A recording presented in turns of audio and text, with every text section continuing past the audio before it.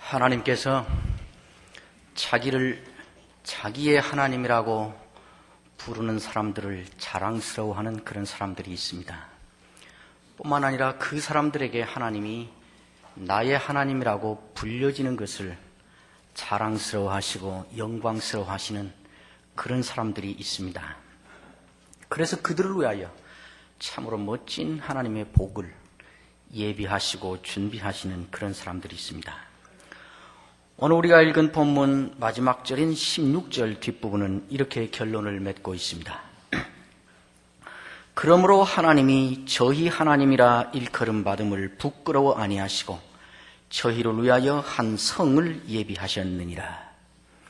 여기 부끄러워 아니하신다는 말은 창피하지는 않아 이런 뜻의 말씀이 아니고 자랑스러워한다는 말을 강조하기 위한 수사학적 표현이지요.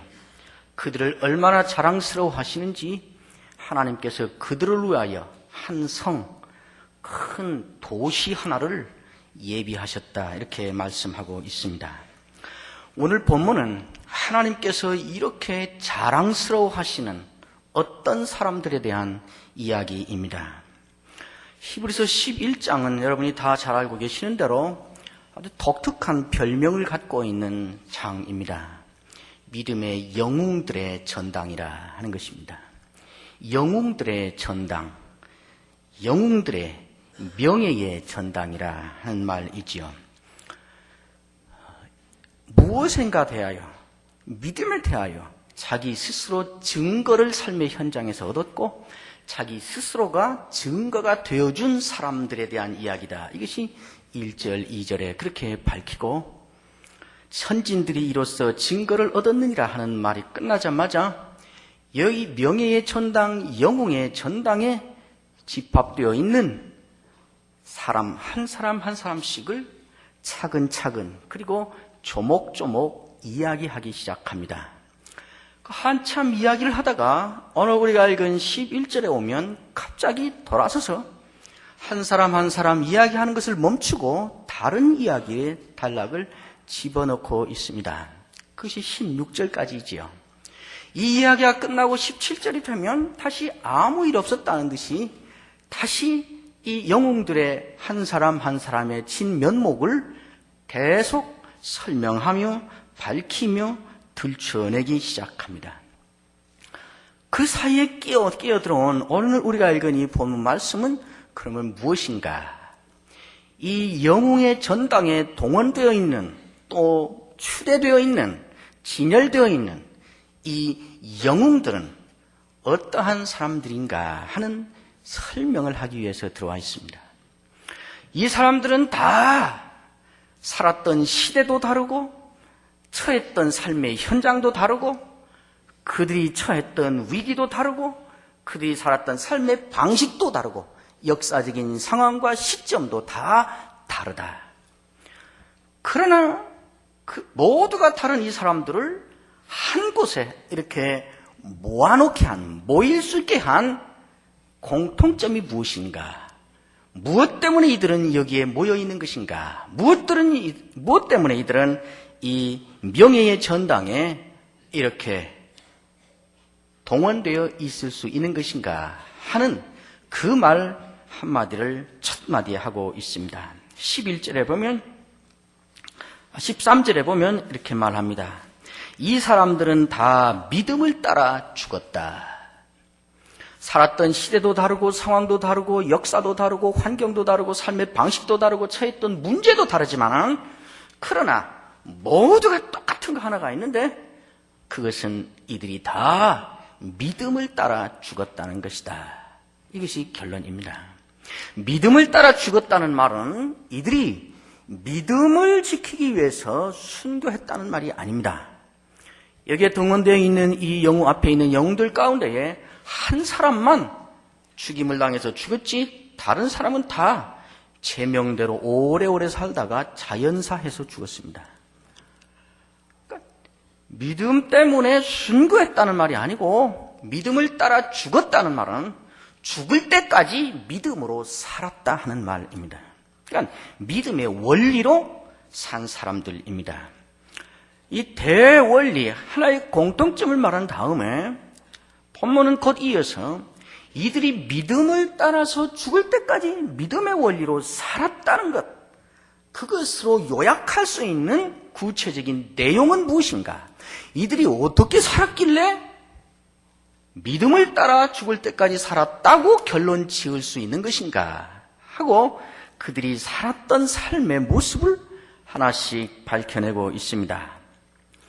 13절에 보면 그들은 하나님의 약속을 멀리서 보고 환영하며 살았다.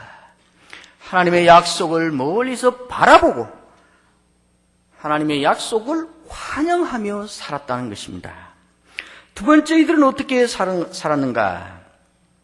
13절 후에 뒷부분에 말하기를 그들은 외국인과 나그네로라고 자기를 증거하였으니 이같이 말하는 자들은 본향 찾는 것을 나타냅니다. 이들이 산 구체적인 두 번째 삶의 모습은 무엇인가?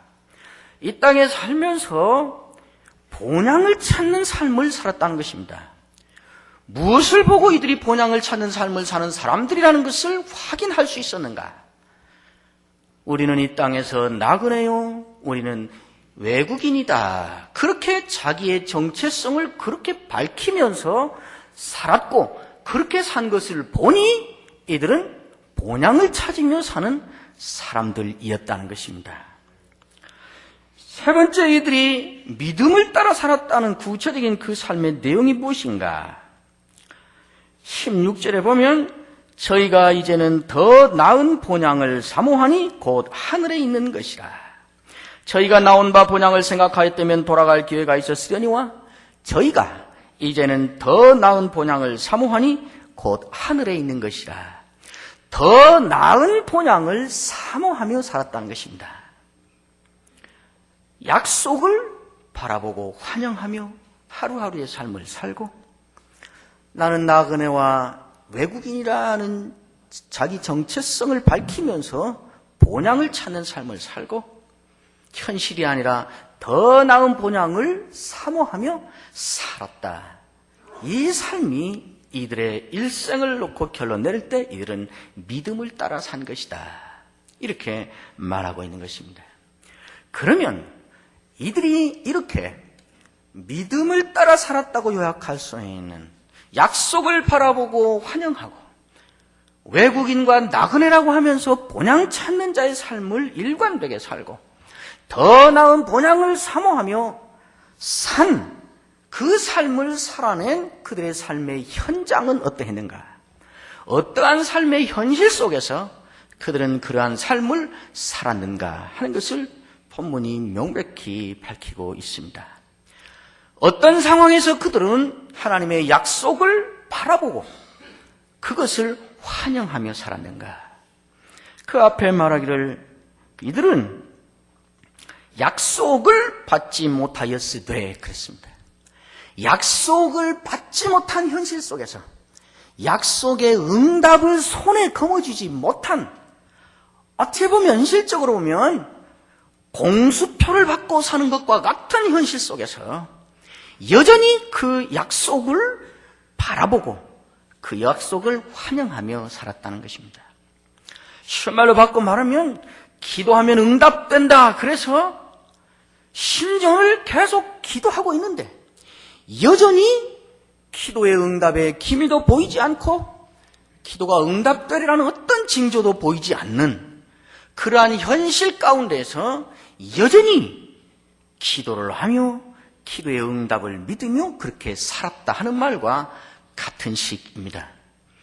약속을 분명히 믿고 그 약속을 바라보며 살고 있는데 약속은 만져지지도 않고 보이지도 않고 경험되지도 않고 누가 봐도 그냥 헛세상 사는 것과 같고 속아 사는 것과 같은 그러한 현실 속에서 이들은 그 약속을 바라보고 살았다는 것입니다. 그 약속을 붙잡고 여전히 그렇게 환영하고 살았다는 것입니다. 이들은 본향 찾는 삶을 살고 있는 사람들이라는 것을 어떻게 알았는가? 자기를 가리켜 나그네와 외국인이라고 말하는 것을 보고 알았다. 그렇게 말합니다. 근데 왜 나그네와 외국인이라고 자꾸 말을 했어야 됐을까요? 어떤 경우에는 우리가 다른 나라에 가서 나는 이 나라 사람이 아니고 미국에서 왔습니다. 한국에서 왔습니다 하는 것이 명예가 되는 때가 있습니다. 그러나 이분들이 나그네와 외국인이라고 자기를 밝힌 상황은 그런 상황을 말하는 것이 아닙니다. 왜 자꾸 나는 나그네야, 나는 이 나라 사람이 아니거든, 왜 자꾸 그렇게 말을 해줘야 됐을까요? 그걸 증거했다 그랬잖아요. 묻는 거예요, 자꾸 사람들이. 물론 이 말의 그 원본은 원래 원형은 창세기 23장에 아브라함이 헷속속에게 사라의 땅을 사기 위해서 할 때, 또 야곱이 바로왕에게 애굽에게 살기 위해서 이민 가서 바로왕 앞에 살 때 한 말이 처음입니다만은, 그러나 이 말의 보편적인 해석적 의미는 이런 거지요. 사람들이 자꾸 묻는 거예요. 너는 왜 그렇게 살아? 야, 모든 세상 사람이 다 이렇게 사는데 너는 화성에서 왔냐? 너 왜 너만 혼자 그렇게 살아? 야, 다 컨닝해서 다 졸업하고 학점 따는데 너 혼자 컨닝 안 한다고 대학 문화가 바뀌냐? 왜 너는 어리숙하게 그렇게 살아? 왜 세상을 그렇게 물정을 모르고 바보같이 살아? 이렇게 묻는 거예요, 자꾸. 자기들하고 다르니까. 자기들하고 삶의 방식이 다르니까 이해가 안 돼서 너는 왜 자꾸 그러냐고. 그런 거예요. 유럽에 가면 차가 다 이 오른쪽이 아니라 왼쪽으로 가지 않습니까? 우리는 여기서 오른쪽으로 간 경험이 있으니까 여기서 했던 대로 가는 경우가 있잖아요. 그럼 묻잖아요. 그래 가면 좋은데 너는 왜 자꾸 그리 가? 우리나라에서는 이리로 하거든. 사람들이 자꾸 너는 왜 모든 다른 사람들이 사는 방식으로 살지 않고 다른 모습으로 사냐?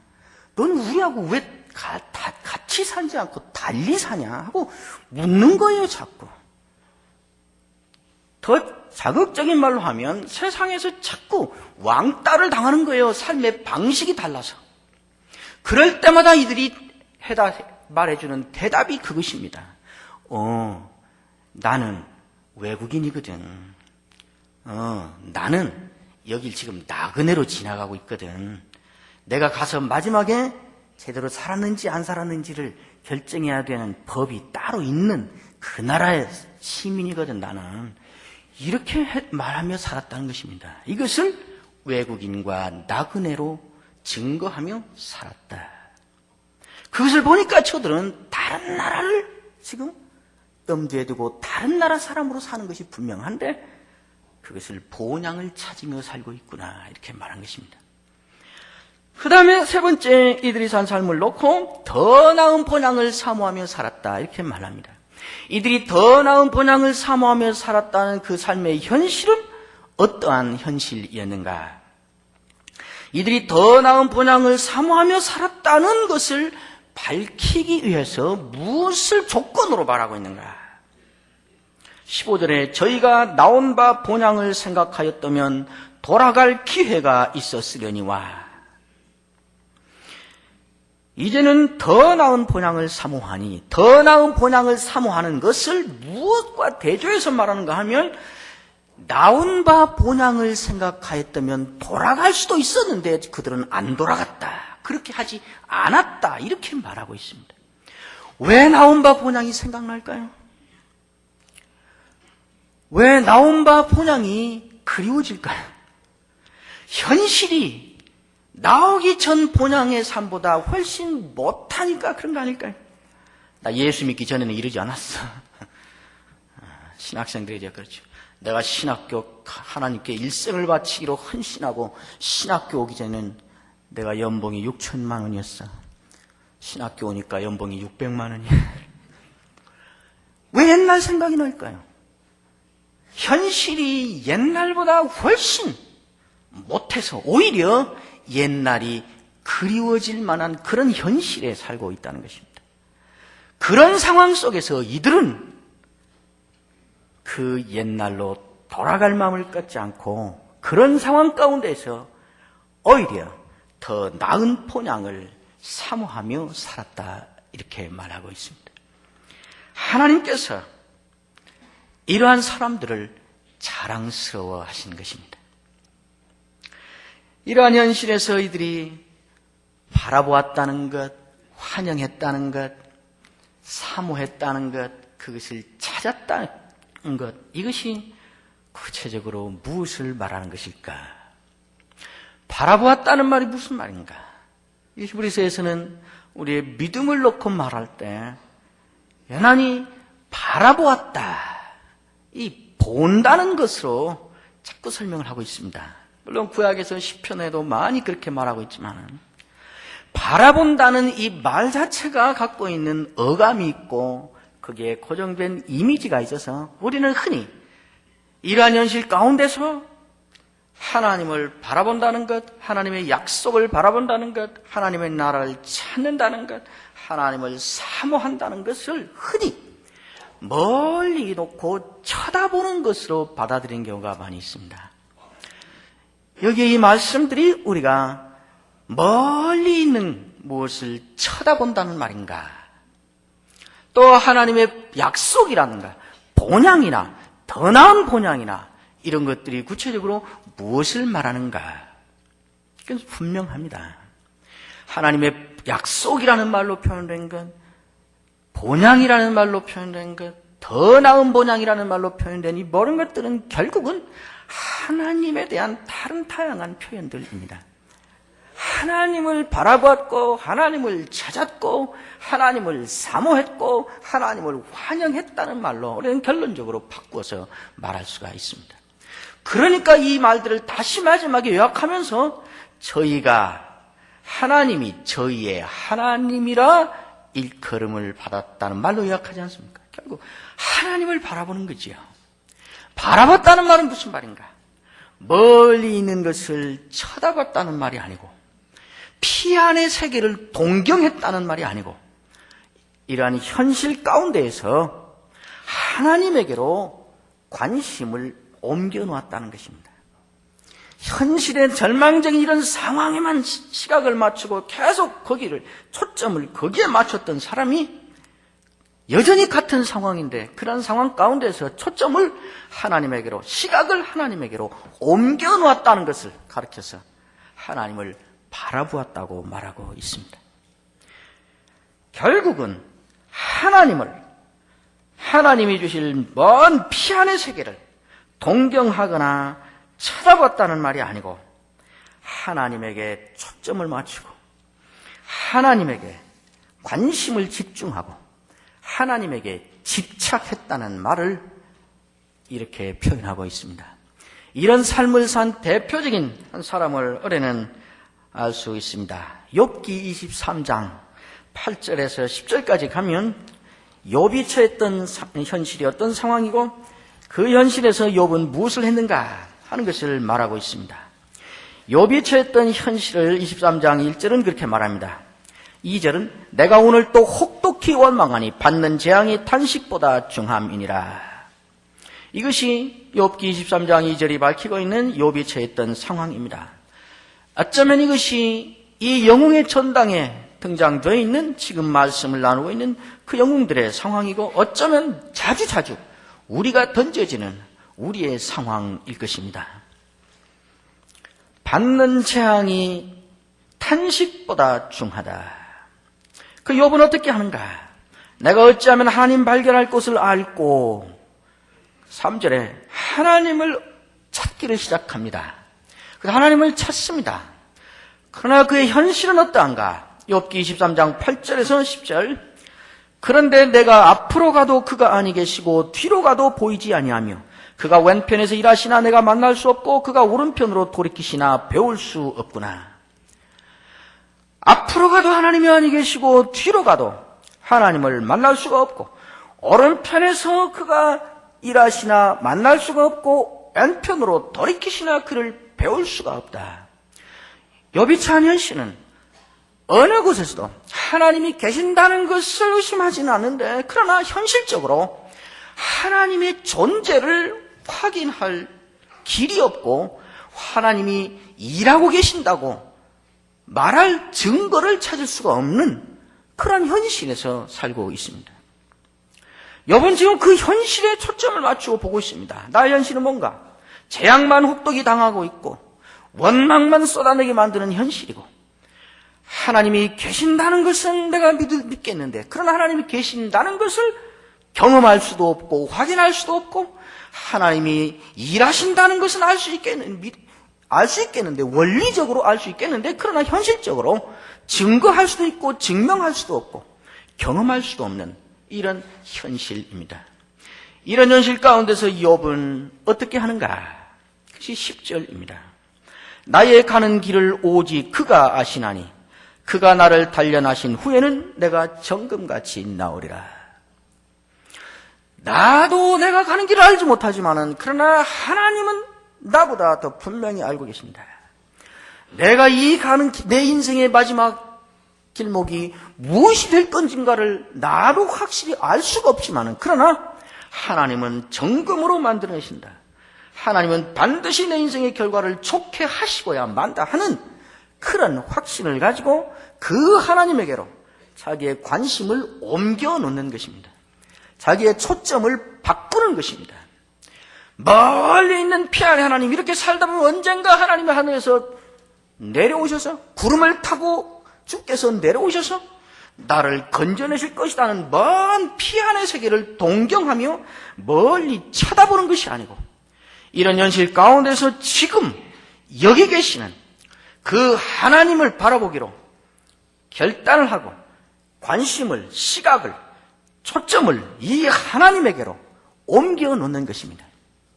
이것을 가르쳐서 오늘 히브리서는 하나님을 바라보는 것이라, 하나님을 찾는 것이라, 하나님을 사모하는 것이라고 그렇게 말씀하고 있는 것입니다.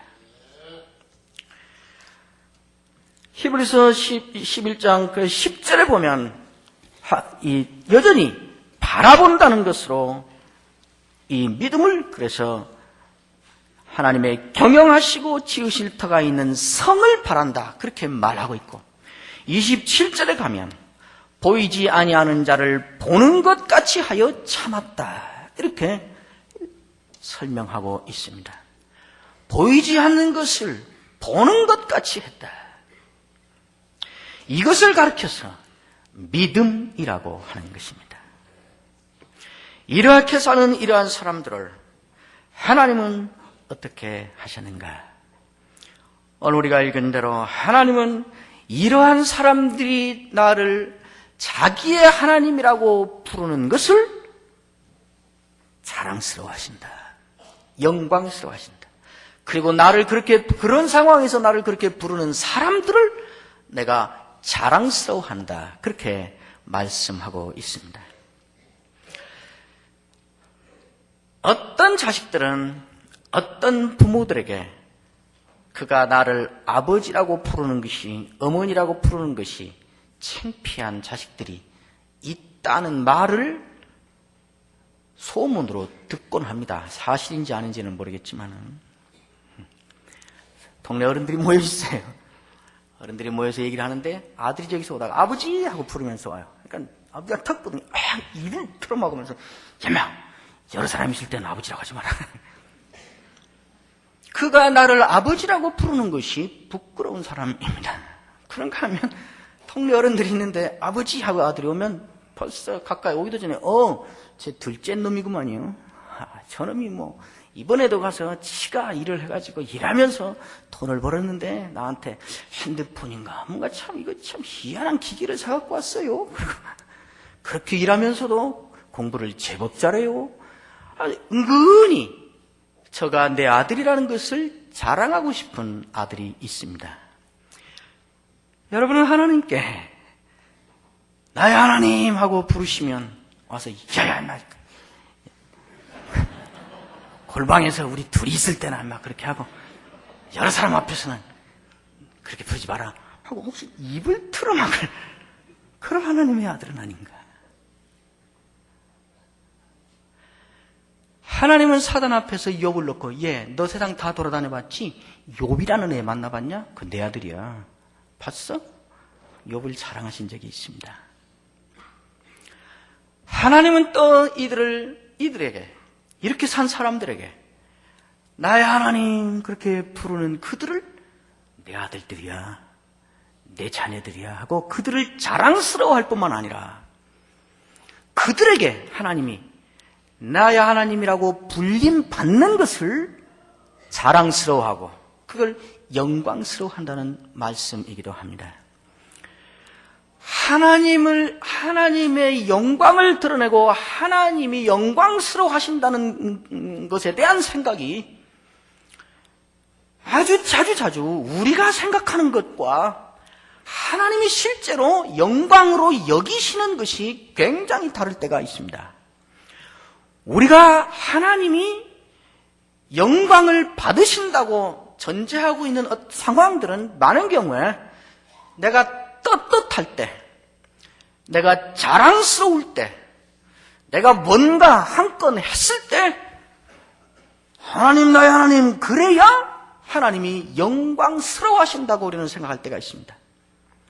내가 막 이렇게 망해버렸는데, 내가 이렇게 신앙생활 하다가 실패해버렸는데, 내 삶이 이 모양인데, 이런 때는 내가 차라리 예수 믿는 사람이라는 말을 안 하고 내색을 안 해드리는 것이 하나님의 영광을 위하여 도와드리는 길이다, 이렇게 생각할 때가 있습니다.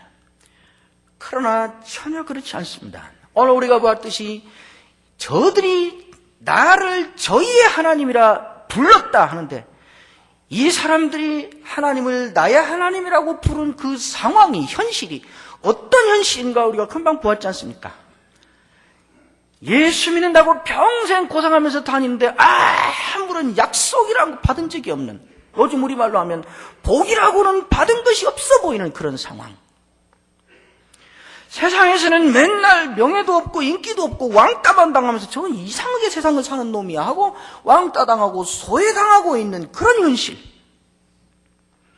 차라리 예수 믿기 전이 더 그리워질 만큼 예수 믿고 있는 이 현실이 혹독하리만큼, 시편의 기자의 말대로는 아침마다 하나님에게 종아리만 맞는 것과 매만 맞는 것과 같은 그러한 현실, 세상에 우리가 아까 말한 영광이라는 개념으로 보면 비참하고 망해버렸고 어디 가서 하나님이라는 말 입 밖에도 안 내는 것이 하나님께 영광을 돌려드리는 길이고, 하나님, 나도 하나님 알아 그러면 그것 자체로 하나님의 명예를 훼손한다고 우리가 여길 만한 그런 상황에서 하나님을 나의 하나님이라고 부른 것입니다.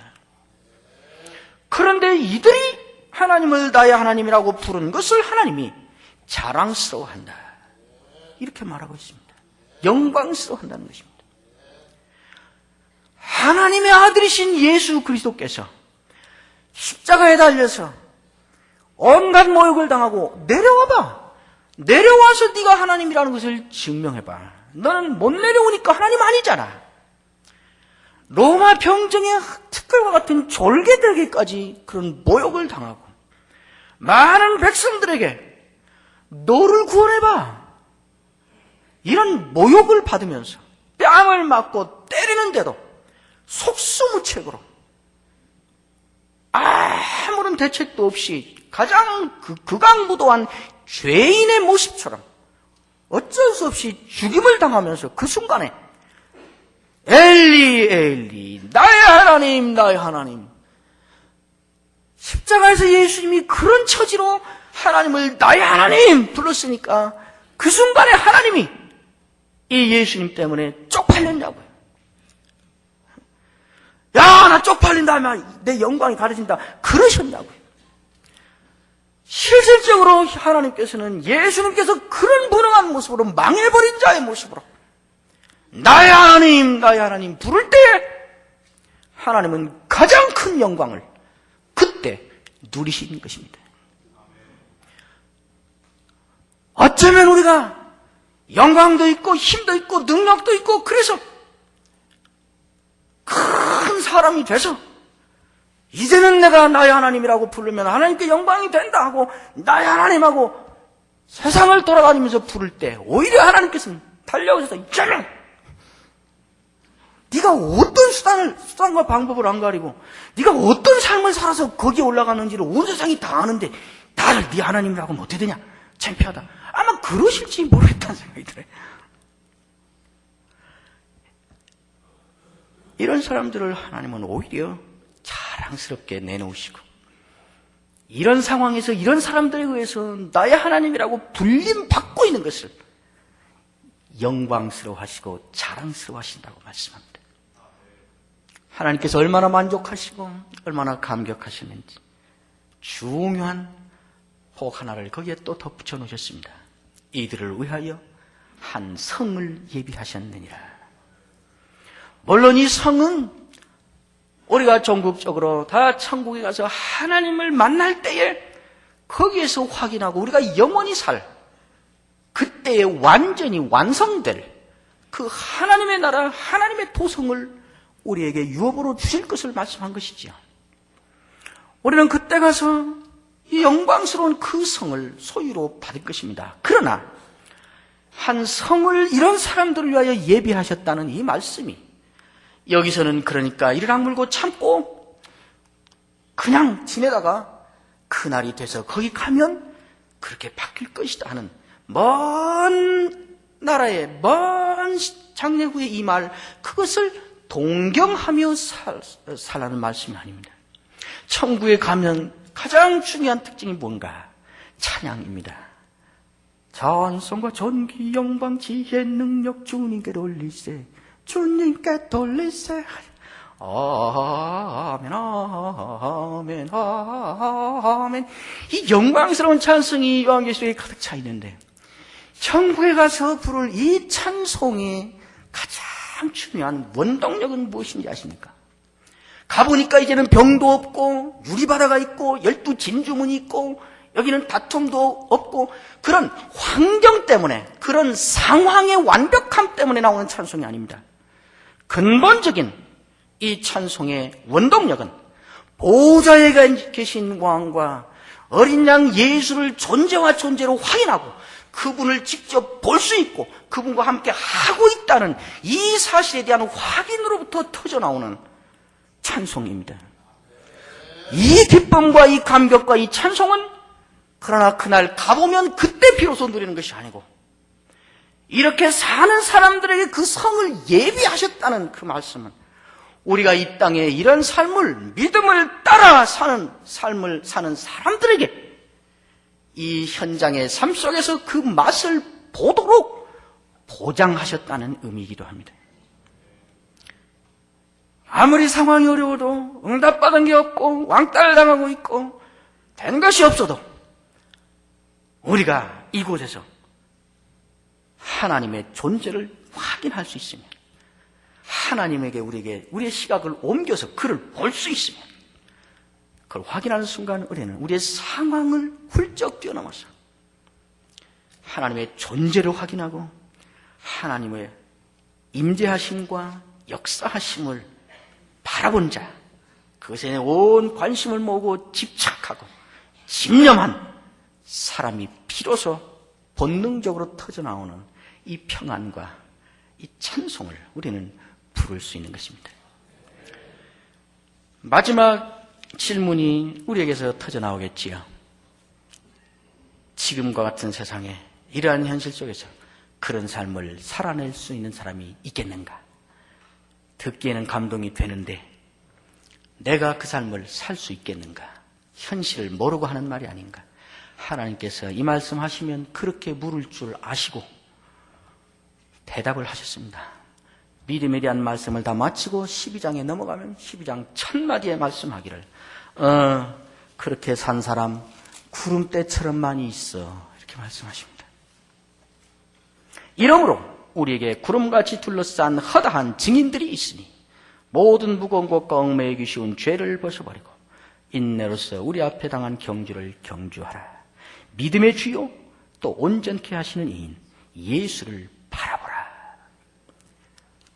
이렇게 사는 신자들이 오늘날에도 구름대처럼 많이 있습니다. 그렇게 사는 사람에게 하나님께서 이들은 세상이 감당치 못할 사람이라 37절에 말씀하셨고, 큰 성을 소유한 자의 기쁨과 찬송을 이곳에서도 누리게 하시는 것입니다. 이 삶을 우리가 살 수 있기를 바랍니다.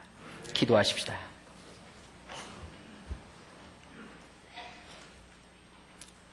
하나님을 나의 하나님이라고 부르는 특권을 주신 것을 인하여 감사합니다.